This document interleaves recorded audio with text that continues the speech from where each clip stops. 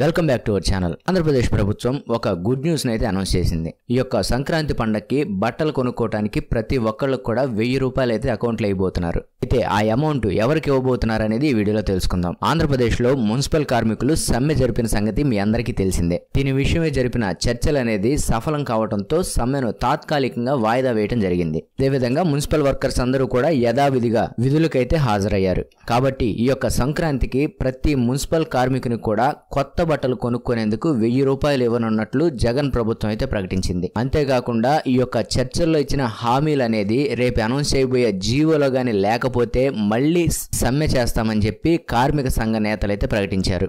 అంతేకాకుండా మున్సిపల్ కార్మికులకు 21,000 రూపాయల వేతనం ఇస్తామని, భవిష్యత్తులో వేతనం పెంపొందింపజేస్తే 21,000 రూపాయల వేతనాన్ని బేసిక్ కింద పరిగణలోకి తీసుకొని పెంచుతామని చెప్పారు. అంతేకాకుండా వీరు సమ్మె చేసిన ఈ టైం పీరియడ్ కూడా జీతంతో పాటుగా వీరిపై ఉన్నటువంటి అన్ని కేసులు ఎత్తేస్తామని చెప్పారు. అంతేకాకుండా చనిపోయిన కార్మికుల కుటుంబాలకు ఎక్స్గ్రేషియా ఇస్తామని, ఈ ఎక్స్గ్రేషియా అనేది ప్రస్తుతం చనిపోయిన వారికే కాకుండా 2019 నుండి చనిపోయిన వర్కర్స్ ఎవరైతే ఉన్నారో, అంటే వాళ్ళు ఇంతవరకు దరఖాస్తు పెట్టుకోకపోయినా ఇప్పుడైనా పెట్టుకోవడానికి అయితే అవకాశం కల్పిస్తున్నారు.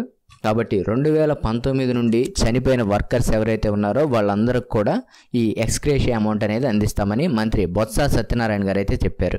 అదండి మున్సిపల్ వర్కర్స్కి వాళ్ళ యొక్క డిమాండ్స్తో పాటుగా అదనంగా ఈ యొక్క సంక్రాంతి పండగకి ప్రతి మున్సిపల్ వర్కర్కి కూడా బట్టలు కొనుక్కునేందుకు 1000 రూపాయలు అయితే ప్రభుత్వం ఇవ్వబోతుంది.